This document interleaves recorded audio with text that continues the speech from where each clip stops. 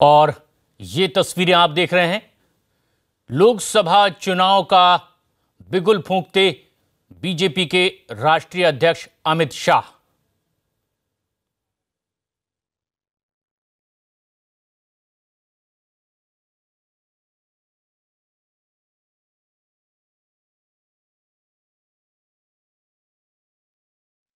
भारत के सम्माननीय गृह मंत्री जी और भारतीय जनता पार्टी के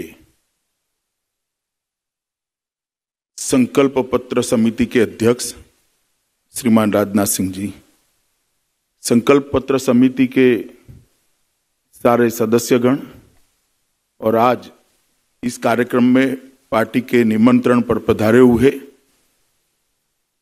सभी प्रकार के मीडिया का प्रतिनिधित्व करने वाले प्यारे पत्रकार बंधु भगिनी, आप सभी का आज के कार्यक्रम में स्वागत है। भारत के मन की बात मोदी के साथ ये कार्यक्रम भारत के चुनाव प्रक्रिया में अपने आप में एक अनूठा कार्यक्रम होगा। मैं इसके बारे में बाद में बात करता हूं। सबसे पहले देश आम चुनाव की ओर बड़ी तेजी से आगे बढ़ा है। 2019 में देश की जनता ने अगले 5 साल के लिए एक नई सरकार चुननी है। देश की बागडोर किसी पार्टी, किसी गठबंधन, किसी व्यक्ति के हाथ में सौंपनी है। जब ये फैसला देश की जनता करने जा रही है कि 19 से आगे 5 साल किस पार्टी, किस व्यक्ति के हाथ में इस देश की धुरा रहेगी, उस वक्त मैं थोड़ा 2014 के पहले की स्थिति और 14 से 19 की स्थिति के बारे में संक्षिप्त में बताना चाह रहा हूं। 2014 के पहले देश के अंदर जिस प्रकार की स्थिति थी, वो स्थिति लोकतंत्र में देश के बहुत बड़े हिस्से की आस्था डिगाने वाली स्थिति।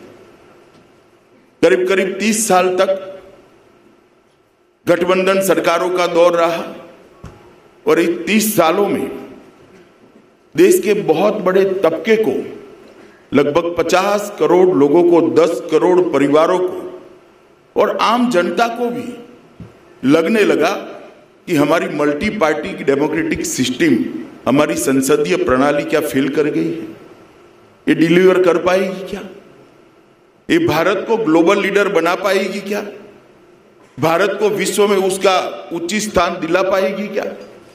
देश को एक लंबे समय के लिए निश्चित दिशा में ले जाने की मजबूत नींव डाल पाएगी क्या?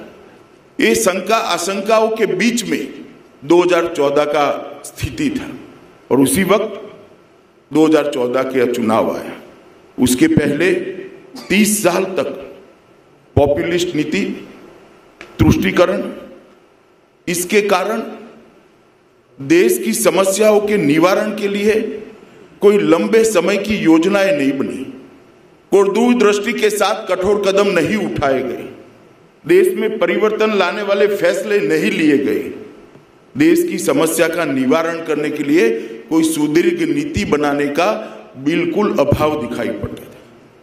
50 करोड़ गरीबों के जीवन स्तर को ऊपर उठाने के लिए, उनके जीवन में बदलाव लाने के लिए टुकड़ों टुकड़ों में लोक लुभावन योजनाओं में बजट को जाया किया गया। अर्थतंत्र की सारी डिसिप्लिनों को तोड़कर सिर्फ चुनाव जीतने के पर्पस से पॉपुलिस्ट वादे किए गए, पॉपुलिस्ट योजनाएं लाई गई, जिसके कारण देश के अर्थतंत्र के सारे पैरामीटर्स औंधे मुंह गिरने लगे। फाइनेंशियल डिसिप्लिन की धज्जियां उड़ गई। सुरक्षा के लिए, सीमाओं की सुरक्षा के लिए, सेना के आधुनिकीकरण के लिए एक वैज्ञानिक अभिगम से लंबे समय की एक रणनीति बनाने का जो जरूरियात था, वो भी दिखाई नहीं पड़ता था। युवा देश के विकास के साथ जुड़े, कृषि देश के अर्थतंत्र में सबसे ज्यादा कंट्रीब्यूशन करने वाला एक फैक्टर बने, इस दिशा में कोई रणनीतिक निर्णय नहीं किए गए। और इसका परिणाम ये हुआ कि नागरिकों की, देश की जनता की स्वप्रेरक शक्ति खत्म हो गई। नागरिक को लगता ही नहीं था कि मुझे देश के लिए कुछ करना है। उसका देश के विकास में सहयोग, उसकी भागीदारी लगभग क्षीण होने के कगार पर आ गई। व्यक्ति अपने लिए, अपने परिवार के लिए ही सीमित सोच रखकर आगे बढ़ने लगा और देश की सरकार देश की समस्याओं के निवारण करने की जगह सरकार टिकाने में और सरकार चलाने में ही व्यस्त हो गई। जिनको नीतिगत फैसले लेने थे, जिनको देश को आगे ले जाने के लिए दिग्दर्शन करना था, डायरेक्शन देना था, वो लोग अपनी सरकार चलाने में, सरकार टिकाने में पड़ गए। और इसका परिणाम ये हुआ कि सरकारें 5 साल की ही हो गई। सरकारें 5 साल की नहीं होती। सरकार एक सतत चलने वाली प्रक्रिया होती है, कंटिन्यूटी में चलनी चाहिए, तभी जाकर देश का विकास होता है। और ये 5 साल की सरकारों ने इस देश को 30 साल तक बहुत पीछे धकेल दिया। मित्रों, देश का भाग्य ही था कि 2014 में देश की जनता ने बड़ा फैसला लिया। 30 साल के बाद किसी एक पार्टी को पूर्ण बहुमत देने का काम किया श्री नरेंद्र मोदी के नेतृत्व में भारतीय जनता पार्टी की सरकार बनी। आजादी के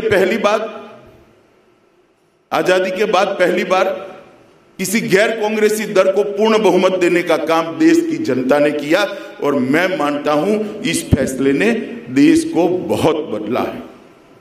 नरेंद्र मोदी सरकार ने, प्रधानमंत्री की कठोर परिश्रम और दूरदर्शिता ने, उनकी पारदर्शिता ने देश की स्थिति को बदला है और देश दूरदर्शी नेता की एक दूरदर्शी नीति के कारण देश के लंबे समय की विकास की मजबूत नींव, स्टॉन्च फाउंडेशन डालने का काम ये 2014 से 2019 के बीच में हुआ है। और सबसे बड़ा काम हुआ है हमारी multi party democratic system, parliamentary system के अंदर लोगों का भरोसा पुनर्जीवित करने का काम ये भारतीय जनता पार्टी की नरेंद्र मोदी सरकार ने। दुनिया में देश का स्थान आज 2014 की अपेक्षा देखे तो दुनिया को, देश को सम्मान के साथ देखने के लिए मजबूर भारतीय जनता पार्टी की नरेंद्र मोदी सरकार ने की। सुरक्षा, कृषि, अर्थतंत्र के अनुशासन, उसकी दृष्टि से निर्णायक और कठोर कदम उठाए गए और इसके कारण एक परिवर्तन दिखाई पड़ता है। 50 करोड़ गरीबों के जीवन में परिवर्तन लाने का भारतीय जनता पार्टी की मोदी सरकार ने काम किया है।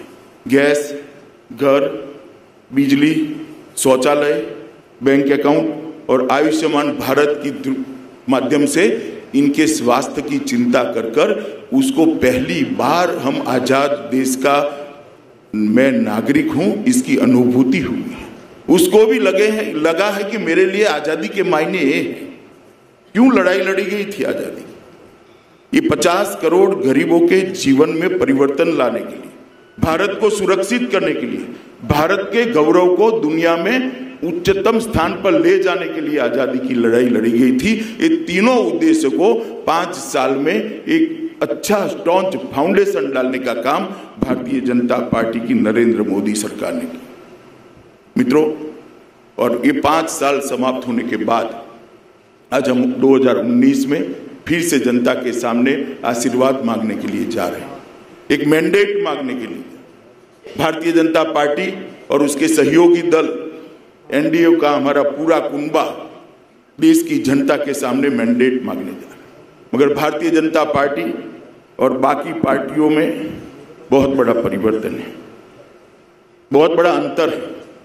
भारतीय जनता पार्टी देश की एकमात्र इंटरनल डेमोक्रेसी को सबूत रखने वाली पार्टी है।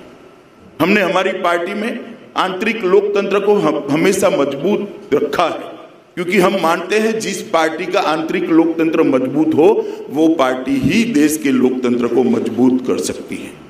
जिन पार्टियों का आंतरिक लोकतंत्र परिवारवाद से ग्रसित हो, जातिवाद से ग्रसित हो, वो देश का सर्वस्पर्शीय सर्वसमावेशी विकास नहीं कर सकती। इसलिए हमने हमारे आंतरिक लोकतंत्र को सबूत रखा, इसको मजबूत बनाया है और हर व्यक्ति जिसमें पोटेंशियल पड़ा है, हर व्यक्ति जिसमें प्रतिभा पड़ी है, उसको प्लेटफॉर्म देने के लिए, उसको मंच देने के लिए हमारी पार्टी को हमने तैयार रखा है। और हम विचारधारा के आधार पर चलने वाली भी पार्टी, ये दोनों दृष्टि से हमारी पार्टी बाकी दलों से अलग होती। हम डेमोक्रेटिक पार्टी है, इंटरनल डेमोक्रेसी को संभाल कर रखा है, संजो कर रखा है, और हम आइडियोलॉजी के आधार पर चलने वाले पार्टी है। हम वोट बैंक के सर्जन करने वाली पार्टी नहीं है, आइडियोलॉजी के आधार पर एक जनमत का निर्माण करने वाली पार्टी। और इसीलिए भारतीय लोकतंत्र के अंदर बाकी सारी पार्टियों के लिए चुनाव जीतने के लिए होता है, सत्ता प्राप्त करने के लिए होता है। भारतीय जनता पार्टी के लिए चुनाव लोक संपर्क के लिए होता है, लोगों के पास हमारी विचारधारा और हमारे कार्यक्रमों को पहुंचाने का एक मजबूत और सशक्त जरिया होता है। ये चुनाव भारतीय जनता पार्टी और उसके कार्यकर्ताओं के लिए सिर्फ सत्ता प्राप्त करने का साधन नहीं है, चुनाव सिर्फ जीतने के लिए नहीं है। भारतीय जनता पार्टी के कार्यकर्ताओं के लिए ये चुनाव लोकतंत्र का महोत्सव है। हर व्यक्ति को संपर्क करना, हर व्यक्ति के पास मेरी पार्टी के कार्यक्रम को लेकर जाना, हर व्यक्ति के पास मेरी पार्टी के विचारधारा को लेकर जाना, और इसके लिए, इसके माध्यम से एक जनमत का संग्रह करना और वो जनमत को चुनावी मैंडेट के रूप में परिवर्तित करने का काम, उद्देश्य हमारा चुनाव लड़ने का। कई चुनाव हम इस तरह से लड़े, उत्तर प्रदेश हो, आसाम हो, उत्तराखंड हो, कठिन से कठिन चुनाव हम जनसंपर्क के माध्यम से लड़े हैं और विजय प्राप्त करी है, जनमत को संग्रहित करने का काम किया है। और इसी से हमारी मल्टी पार्टी डेमोक्रेटिक सिस्टम मजबूत होती है। मित्रों, संकल्प पत्र के लोकतांत्रिकरण का एक अनूठा प्रयोग है। भारत के मन की बात मोदी के साथ इस संकल्प पत्र के लोकतांत्रिकरण का एक अनूठा प्रयोग। 10 करोड़ लोगों को हम आप कैसा देश चाहते हैं, न्यू इंडिया की आपकी कल्पना क्या है, नए भारत के नारे से आपको क्या उम्मीद है, वो जानने के लिए अलग अलग 7 प्रकार से हम संपर्क करने वाले हैं। देश के 10 करोड़ परिवारों का संपर्क एक बहुत बड़ा अभियान होता है और हमारी 10 करोड़ कार्यकर्ता की 11 करोड़ कार्यकर्ता की फौज एक महीने के अंदर ये 10 करोड़ परिवार का संपर्क लेकर इनकी अपेक्षा हमसे क्या है, इसकी अपेक्षा सरकार से क्या है, इनकी अपेक्षा मोदी जी के नेतृत्व से क्या है, उसको सुनने का प्रयास करेगी, जानने का प्रयास करेगी और इसको संकलित कर कर अंततोगत्वा श्री राजनाथ सिंह जी की अध्यक्षता में जो कमेटी बनी है, वो संकल्प पत्र समिति उसका संकल्प पत्र बनाकर जनता के सामने जाए। 1 महीने तक वेबसाइट के माध्यम से, व्हाट्सएप के माध्यम से, ईमेल के माध्यम से, मिस कॉल के माध्यम से और 300 रथ देश भर में स्ट्रिंगर के साथ ये सुझावों को लेने के लिए घूमने वाले हैं, जो आने वाले सुझाव का रिकॉर्डिंग करेंगे। मतपेटी भी लगभग 7700 मतपेटी देश के 4000 विधानसभा क्षेत्रों के अंदर अलग अलग स्थान पर लेकर हमारे कार्यकर्ता जाएंगे और लोगों के पास से हम सुझाव लेंगे और घर घर संपर्क के माध्यम से भी मोदी जी के पत्र के साथ बड़ी विनम्रता से अगली सरकार अगर हमारी बनती है, मोदी जी का नेतृत्व के पास से आपकी क्या अपेक्षा है, ये देश की जनता के पास से हम जानना चाहेंगे। और इसके संकलन के लिए लगभग हर राज्य में 20 लोगों का टीम बना है। हर राज्य में 20 लोगों की टीम वो राज्य के सुझाव को संकलित कर कर, एडिट कर कर यहाँ पर भेजेगी। यहाँ पर भी 30 लोगों की टीम बनी है और श्री राजनाथ सिंह जी बताएंगे, पूरा काम 12 विभागों में हमने बांटा है। वो विभागों के तहत एक टीम बनेगी, इसके तज्ञ आएंगे, विशेषज्ञ आएंगे और भारतीय जनता पार्टी के प्रमुख नेता इसकी अध्यक्षता भी करेंगे। और ये सब जो मंथन होगा, ये विचार मंथन अंत में राजनाथ जी की अध्यक्षता वाली समिति में आएगा और इसमें से हमारा संकल्प पत्र एक शेप लेगा जो नए भारत का संकल्प होगा। जो विश्व में अपने गौरव के साथ खड़े हुए भारत का संकल्प होगा, एक सुरक्षित भारत का संकल्प होगा, गरीबों के जीवन में परिवर्तन करने वाले भारत का संकल्प होगा। मोदी जी के लोकप्रिय और करिश्माई नेतृत्व में भारतीय जनता पार्टी चुनाव लड़ने जा रही है। उस वक्त हम सब भारतीय जनता पार्टी के कार्यकर्ता चाहते हैं कि देश की जनता इसके अंदर भागीदारी करे। ये कार्यक्रम देश की जनता की हिस्सेदारी के अलावा सफल नहीं हो सकता।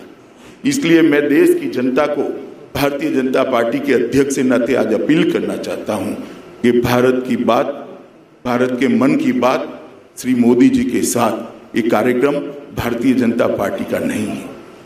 ये कार्यक्रम भारत की जनता का है। ये कार्यक्रम भारतीय जनता पार्टी के नहीं है। ये कार्यक्रम भारत को सुरक्षित बनाने के लिए, ये कार्यक्रम भारतीय जनता पार्टी की सरकार बनाने के लिए नहीं है। ये कार्यक्रम भारत के गरीब का जीवन स्तर उठाने के लिए है। ये कार्यक्रम भारत की भाजपा की सरकार बनाने के लिए नहीं है। ये कार्यक्रम देश के गौरव को दुनिया में प्रस्थापित करने के लिए, आसमान की ऊंचाई तक ले जाने के लिए है और ये कार्यक्रम नए भारत के निर्माण के लिए। अतः मैं पार्टी के अध्यक्ष के नाते सभी देशवासियों को अपील करना चाहता हूं, ये कार्यक्रम के लिए अनेक जरियों से हमारे कार्यकर्ता आपके साथ आएंगे। आपसे मेरा करबद्ध निवेदन है, इसमें आप सहयोग करिए। आपके सुझाव का बहुत बड़ा मूल्य है। इसी से देश बनने वाला है, इसी से देश आगे बढ़ने वाला है। आपके सुझाव को हम अमूल्य मानते हैं। आपके सुझाव कृपया हमें दीजिए।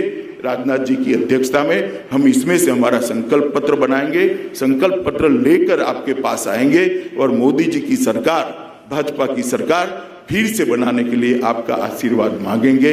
मैं ऐसा करता हूं, देश की जनता इसको अच्छा प्रतिसाद देगी। और मीडिया के मित्रों से भी मेरी विनती है, एक नया प्रयोग है अपने देश के अंदर चुनाव घोषणा पत्र और संकल्प पत्रों का जिस प्रकार से हल्के से लिए जाने लगा है, उसको हम ये परिस्थिति को बदलना चाहते हैं। और चुनाव घोषणा पत्र लोकतंत्र के अंदर चुनाव प्रक्रिया में बहुत महत्वपूर्ण अंग होता है। इसकी प्रतिष्ठा हम पुनः प्रस्तापित करना चाहते हैं। तो मीडिया बंधुओं से भी मेरी विनती है कि सभी लोग इस प्रयास में, इस प्रयोग में हमारी मदद करें और इस प्रयोग को सफल बनाए। ये प्रयोग केवल भारतीय जनता पार्टी के लिए नहीं है, देश के लोकतंत्र की नींव को मजबूत करने के लिए है। आप सभी आज यहाँ पर आए हैं। मैं पुनः एक बार आपका स्वागत कर मेरी बात समाप्त करता हूँ। नमस्कार। भारत के मन की बात मोदी के साथ कार्यक्रम की शुरुआत बीजेपी के राष्ट्रीय अध्यक्ष अमित शाह ने बताया कि किस तरह से पार्टी अपना संकल्प पत्र, जो नाम दिया गया है घोषणा पत्र को, इसे बनाने से पहले वो देश की जनता की राय जानना चाहती है कि अगले 5 साल के लिए अगर बीजेपी की फिर एक बार सरकार बनती है तो इस सरकार से उनकी क्या अपेक्षाएं होंगी। उन्होंने बताया कि इसके लिए राष्ट्रीय संकल्प पत्र समिति के अध्यक्ष राजनाथ सिंह हैं, लेकिन हर राज्यों में तकरीबन 300 रथ सुझाव के लिए घूमेंगे और 7700 मतपीठ या 4000 विधानसभा क्षेत्र में घूमेगी और जनता की राय जानी जाएगी।